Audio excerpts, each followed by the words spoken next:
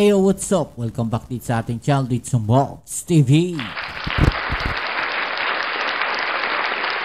Escudero, mga kababayan, o ating Senate President Chis Escudero, mga kababayan, ay nag-commit daw po ng grave abuse, no, dito po sa kaso ni VP Sara Duterte. Yan po ay ayon, mga kababayan, sa dating Supreme Court Justice, mga kababayan. Ako po, medyo delikado dito, no, etong si Senate President Chis Escudero, no, at dahil nga daw po diyan sa isa pang rules, no, na wala naman daw po sa Senado. Yan po ang paghiling sa Kamara na maglabas ng certification, mga kababayan. Wala daw po yan sa rules ng Senado. Yan po ay ayon dito kay dating Chief Justice Puno, mga kababayan. Yan ang ating alamin ngayon at pag-uusapan. Pero syempre, bago ang lahat, please don't forget to subscribe, like, share, at comment dyan sa comment section. Okay, so yan, mga kababayan, medyo delikado at alanganin na itong mga ginawa pala, no, ni Senator Chis Escudero o Senate President Chis Escudero, dahil yung kanyang mga ginawa, mga kababayan, at mga hakbang na ginawa, no, dito po sa impeachment ni VP Sara Duterte, no, wala daw po ata sa rules ng Senado. Ano sa palagay ninyo, mga kababayan? Bakit po yan ginawa ng ating Senate President Chis Escudero? No? Nagkaroon ba ng magic dyan? Okay, so alamin natin ang mga balita na to, panoorin natin, mga kababayan, at gawin natin ang reaction. Okay, so huwag na natin patagalin, umpisaan na natin. Let's go. Wala sa rules ng impeachment court na hinga ng sertipikasyon ng Kamara kaugnay ng pagiging constitutional ng Articles of Impeachment. Ayon po yan kay dating Chief Justice Renato Puno. Wala rin anyang kwestiyon na pwedeng tumawid sa sunod na Kongreso ang paggulong ng proseso. Yan, mga kababayan, wala daw pong question ang pagsulong, no, yung pagtawid, no, netong impeachment ni VP Sara Duterte, no, papunta po sa 20th Congress, mga kababayan.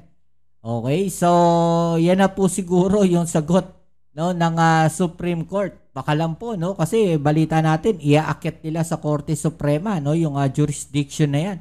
Issue ng jurisdiction, mga kababayan, no? Kaya nga po 16 na abogado na dekalibre ang kinuha netong si VP Sara Duterte. Bakit kaya? No, ganong karami yung kanyang abogado, mga kababayan. Ano sa palagay ninyo? No, ano nga masasabi ninyo diyan? No, ganong karami yung abogado ni VP Sara. Grabe, no? Sangkaterba po 'yan. 16. No, ang tanong nga ng mga kababayan natin saan nanggaling yung ipinambayad do sa mga abogado na 'yan? Dahil hindi ho biro yung perang inilabas. Milyones po 'yan, mga kababayan, Hindi biro yung pera na 'yan. Okay, tuloy natin. Nakatutok si Tina Panganiban Perez.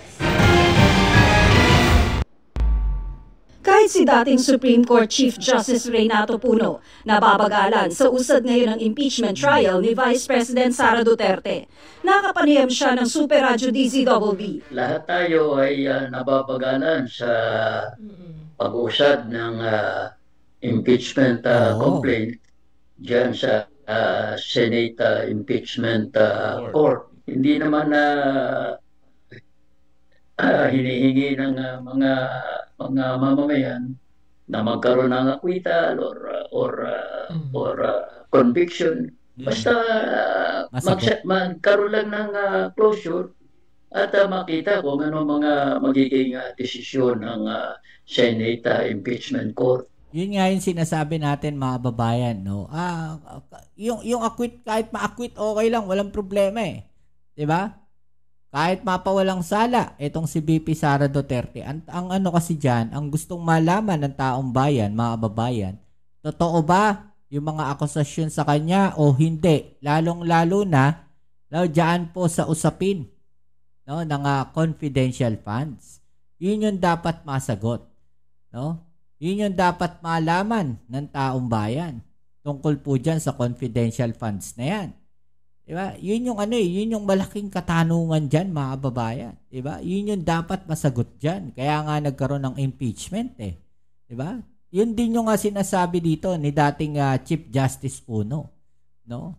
Parang regardless kung ma-acquit o hindi, mga kababayan, ang importante, masagot yung mga katanungan. Lalong-lalo na pagdating dyan sa usapin ng confidential funds. Si Puno ang chairperson ng Philippine Constitution Association of PhilConsa, ang pinakamatandang constitution watchdog ng bansa. At siya mismo may nakitang problema sa ilang hakbang na ginawa ng Senate Impeachment Court tulad ng pagbabalik sa Kamara ng Articles of Impeachment laban sa Vice Presidente. Halimbawa, nag-promulgate na sila nung sarili nilang rules and procedure. Wala naman doon sa kanilang rules na dapat magkaroon ng certification yung House to the effect na nasunod yung 1-year ban. Wala naman yung sa rules and regulations nila bakit nila ngayon ini-impose yung reglamento na yan? Naniniwala si Puno, wala dapat kwestiyon na pwedeng tumawid ang impeachment trial mula sa 19th Congress patungo sa 20th Congress.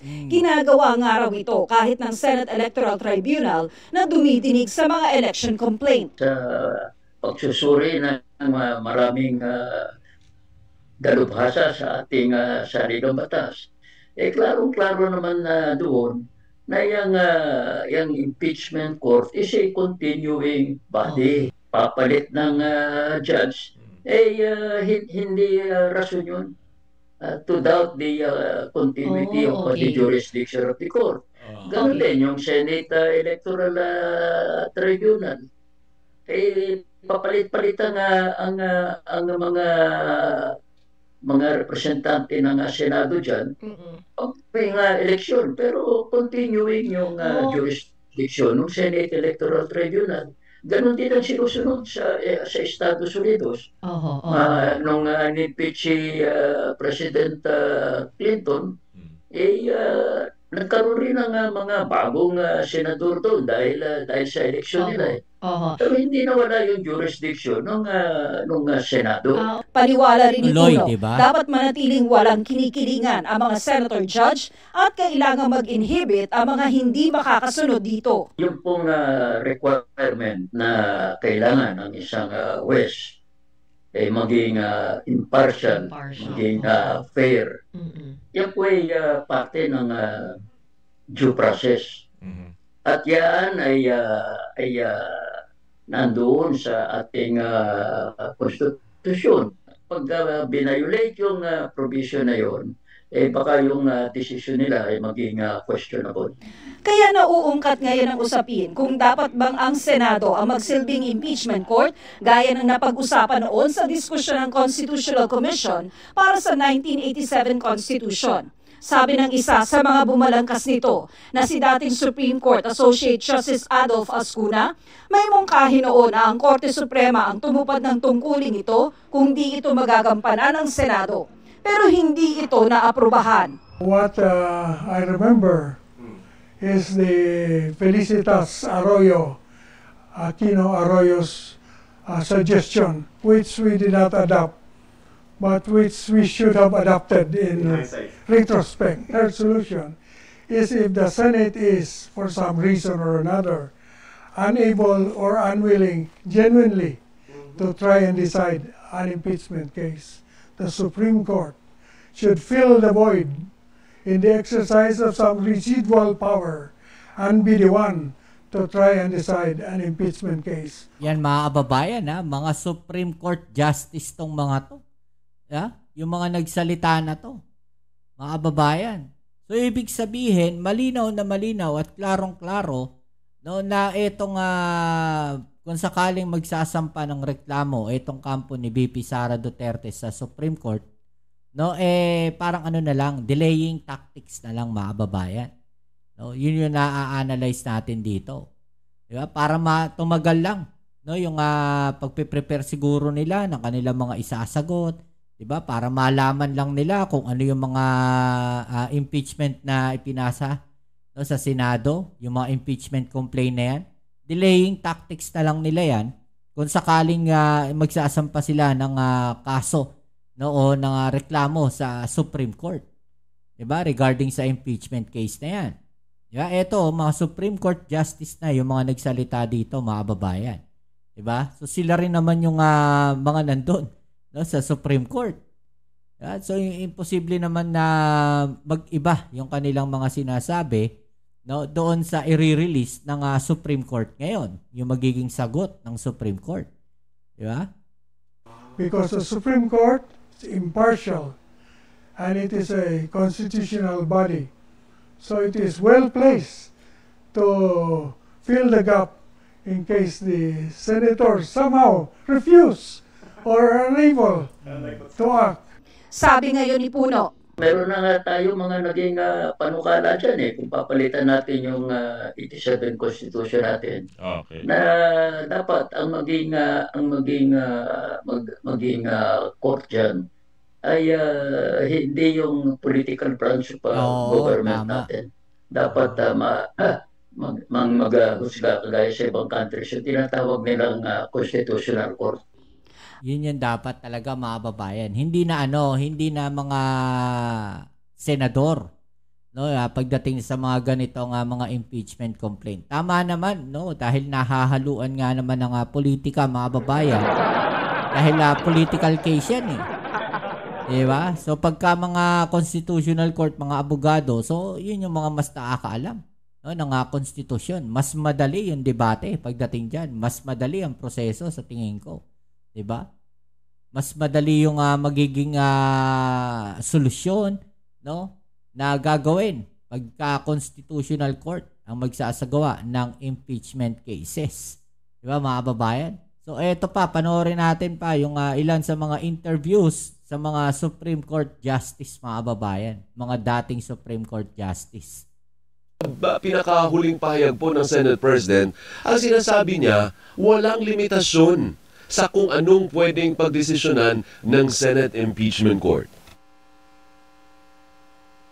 Yung pong Senate Impeachment Court ay may tinatawag tayong primary jurisdiction.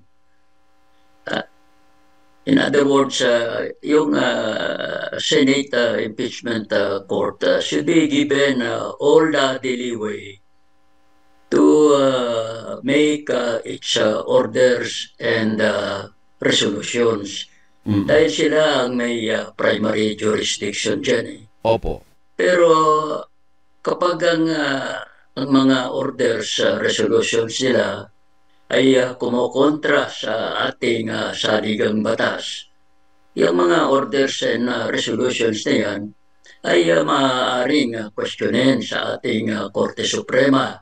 Dahil ang ating Korte Suprema ang mayroon namang ultimate jurisdiction sa mga issue kung yung mga action ng mga government agencies, officials ay kontra sa ating konstitusyon. Opo. Ganun po ang division yan. So as far as PhilConsa is concerned, Justice, meron bang paglabag o pagsobra sa kapangyarihan na ginawa ng impeachment court? Ay inisa-isa po namin yun sa ginawa naming statement. At gano'n nga ang naging konklusyon ng aming pag-aaral na yung order to remand o to return to the House ay kontra sa ating saligang batas. Yan Kontra sa mga naging practices, traditions na nakita natin hindi lang sa Pilipinas kundi sa Estados Unidos at wala rin yan sa Senate Rules of impeachment. Opo, and it's not as if Phil Consa lang po ang nagbanggit noon. Marami pa, may retired Justice, si Justice Carpio. May grupo ng mga profesor ng UP College of Law. Merong grupo ng profesor sa iba pang mga paaralan. Ang dami po, hindi lang isang nagsasabi na, uy, Senate Impeachment Court, mukhang may sobra kayo sa ginawa ninyo, mukhang ano na kayo, labag na sa batas ang ginagawa ninyo. And yet, the Senate President chooses to defend his position. Ang sinasabi niya, Justice, kung may problema kayo sa ginawa namin, do you go to the Supreme Court? Theoretically, that can be done. Pero dapat balansihin tinong mga gustong pumunta kaagad sa Korte Suprema. Ang ating Supreme Court, yan ang court of last resort kung may violation ng Constitution.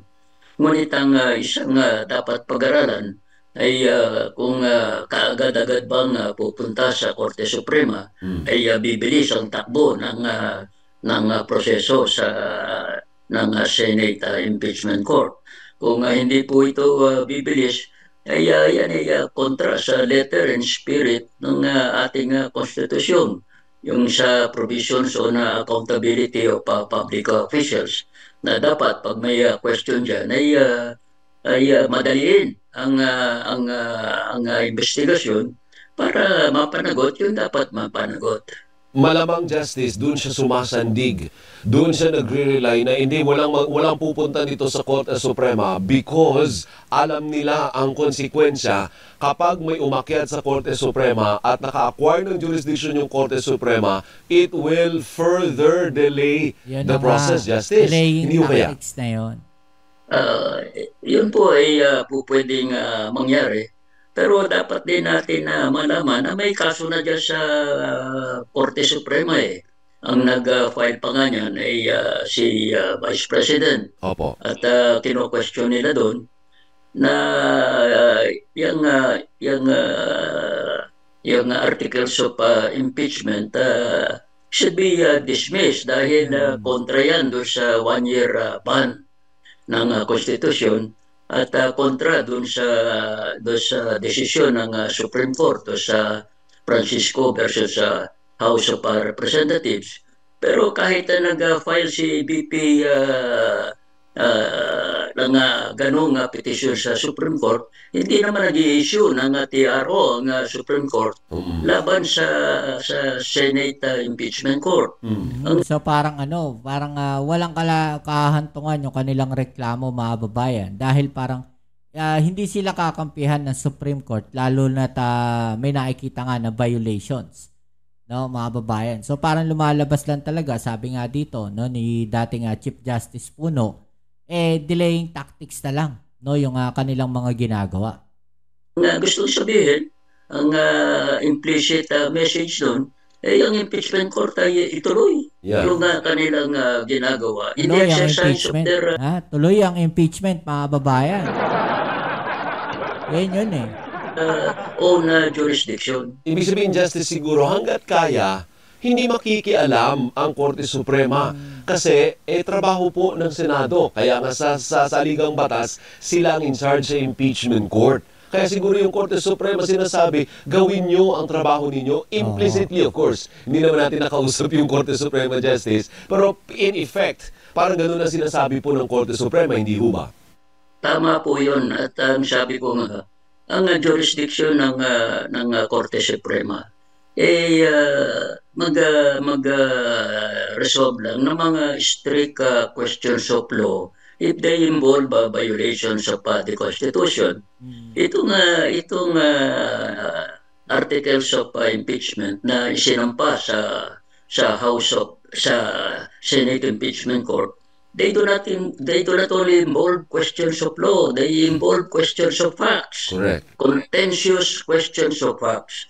Kaya itong mga contentious questions of facts, dapat iyan ay pagpasyahan muna ng Senate Impeachment Court, including yung mga questions of law, again, in the exercise of their primary jurisdiction. Justice, dalawang question na lang. Yung una po, do you agree with the assertion of the Senate President na walang limit ang kanilang pwedeng pagdesisyonan. I mean, the Senate Impeachment Court can do anything it wants. Kasi wala namang pinagbabawal, hindi naman nakalagay na bawal yung mga musyon. Halimbawa, kini-question natin, sabi ng iba, justices kayo, di ba? Ba't kayong nagmumusyon? Depensa ang nagmumusyon, hindi kayo. Pero ang sabi ni Senate President Cheese, hindi, walang limitasyon ako anong pwedeng pagdesisyonan ng impeachment court. Do you agree or you don't agree? Kanya nga po tayo, mayroon tayong saligang batas. Yung konstitusyon natin, yun ang nagsaset ng limit sa lahat ng aksyon ng ating gobyerno, the three branches of government, including the officials ng ating gobyerno. Kanya meron din tayong provision dyan, yung tinatawag na grave abuse of discretion amounting to lack of jurisdiction. Kapag mayroong grave abuse of discretion, gusto sabihin, mayroong naging pagbabali ng ating saligang batas, hindi po pwede yun. Ayon sa ating konstitusyon, ang remedy dyan ay pumunta sa Korte Suprema para yung mali ay maituwid. Sa demokrasya po, walang exercise ng arbitrary powers. Kanya So parang gumamit ng kapangyarihan niya. No, itong si Senate President Chis Escudero, mga kababayan. No, bakit kaya parang lumalabas parang pinipigilan yung impeachment ni VP Sara Duterte? No? Ano sa palagay ninyo? Bakit kaya? There is always that principle of checks and balances. So Justice, sa palagay mo, yung ginagawa ngayon ng Senate President, pasok na sa grave abuse of discretion? Yan naman po ang pag-aaral, hindi lamang ng PhilConsa. Ang sabi mo nga, yan din ang sinasabi ng mga academicians, mga deans ng College of Law, mga professors ng constitutional law, at yung iba't ibang commentaries pa na naririnig natin sa mga nakakaintindi, nakakaalam sa ating saligang batas. Sabi daw ni Senate President Chis Escudero, nagkukumpa sa PhilConsa ay si Speaker Martin Romualdez. Ano sasabi niyo dun, Justice? Ito na naman yung mga kababayan, yung turuan, no? Yung naghahanap ng mapagsisisihan o naghahanap na naman sila ng ibang issue, no? Parang same tactics, mga kababayan, di ba? Hindi po, kahit si Speaker Romualdez ay siyang presidente ng PhilConsa. Yung ginawa naming statement in behalf of the Board of Governors, kahit na isang word, kahit isang period, kahit isang comma, walang kinalaman si Speaker Romualdez yan. Ang totoo, kung ating babasahin yung mga naging reaction niya, itong mga nakaraang araw, parang salungat yung naging posisyon ng House sa posisyon ng PhilConsa. Halimbawa, yung House, before they adjourned CNJ in session, nagpasa sila ng resolution giving the certification that is required by the Senate Impeachment Court, yung certification that the House did not violate the provision banning the 1 year rule. Actually, sa paningin na parang yun, parang trap yun, mga kababayan, sa House, no? Kasi sasabihin ng House, mag-i-issue sila ng certification. Ibig sabihin, katunayan, no, na yung ginawa na yon ng House, no, ay wala silang na-violate na rules. Okay? So pagdating sa kahilingan ngayon, no, na ituloy yung impeachment, itutuloy nila yan, no, ng Senate. Pero, no, hahanapan ngayon nila ng butas yung ginawa na yan ng House. So, lalo na doon sa certification na yan. Pag nahanapan nila ng butas yan, sisisihin nila yung House of Representatives. Sasabihin nila, kayo may sabi na walang violation na pwedeng ganito. No? Pero eto, may violation kayo. So, i-dismiss na namin itong impeachment na to. Pwedeng ganon. No? Parang trap yan sa House of Representatives, yung certification na yan, mga kababayan. Pero at the same time, kung hindi naman sila mag-i-issue ng certification na yan, madadali pa rin sila ng Senate. Ganon katalino. No? Itong si SP Chis Escudero, dahil kaliwat kanan, walang lusot. No? Itong House of Representatives. Sumunod sila o hindi, no? Parang iisa lang yung patutunguhan ng impeachment case na to. It's either ma-dismiss po yan, mga kababayan, o mapawalang sala itong si VP Sara Duterte. Pero malamang sa malamang, no, ma-i-dismiss po yan ng Senado. Di ba? Kasi kahit mag-issue sila ng certification, no, na wala silang na-violate na law, mga kababayan, tapos in the end, hahanapan sila ng butas ng Senado na meron kayo na violate na law. So useless lahat. No, ito naging pagod na to. Ito lahat ng oras na to. No, o yung panahon na ginugol ng sambayan ng Pilipinong manood at mag-abang sa impeachment na yan. Useless lahat yan. No? Kakatayin nila yung impeachment, no, sa pamamagitan, mga kababayan, ng mga violations na makikita nila dito sa House of Representatives. After nyan, 1 year na uli. 1 year ban yan. Next year na uli sila pwede magkaso, no, ng impeachment complaint. Ang problema dyan, mga kababayan, after 1 year, sobrang nakapag-prepare na etong si VP Sara Duterte o yung kampo ni VP Sara Duterte para po dyan sa impeachment na yan. Nahanapan na lahat ng solusyon yan. Diba? So, posibleng talaga, ma-dismiss yung impeachment na yan, mga kababayan, ni VP Sara Duterte. Payag ba kayo, no, na ma-impeach? Ma-dismiss yung impeachment ni VP Sara Duterte? Payag ba kayo na ma-dismiss ang impeachment ni Vice President Sara Duterte, mga kababayan? No? Tuloy natin. Ng PhilConsa, dahil sa paningin ng PhilConsa, yung remand order na yun violates the Constitution.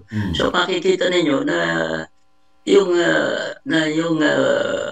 statement ng PhilConsa ay was independently done and yung mga nagsasabing in-issue lang yan dahil kay Speaker Romualdez, they're engaging in ad hominem arguments. Tama. Ano po? Kaya lang, ang gagawin po ni Senate President Chis Escudero or the Senate Impeachment Court, ang palagi magiging depensa niya, di ba, kontra kayo sa ginawa ko? O di pumunta kayo sa Korte Suprema, tingnan natin kung sinong tama sa atin. Ganon ang palagi magiging depensa po ni Escudero. Ayun na nga. Yan nga po, yung aggrieved party ay gagawin yung tamang gawin. Pero ang isang consideration dyan, kung pupunta ka ba sa Korte Suprema, ay yung ba'y magpapabilis ng proseso dyan sa Senate Impeachment Court. Opo. Ngayon, dapat pala, Korte Suprema na lang yung humahawak ng impeachment case, mga babayan. No? Kasi ganun din naman pala. Pwede palang iakyat sa Supreme Court Pwedeng hindi aksyonan kaagad ng Senate Diba? So, bakit patatagalin pa yung proseso? Dapat ma-revise na, no? Itong mga ganitong rules, no? O yung mga ganitong nilalaman ng Constitution. Diretso na natin sa sa Senado, sa Supreme Court. No, yung mga impeachment complaint na yan. Para wala nang ganitong sistema nagka-problema pa. Diba? Ganun din Parang ibabato pa rin sa Supreme Court Pinatagal lang natin.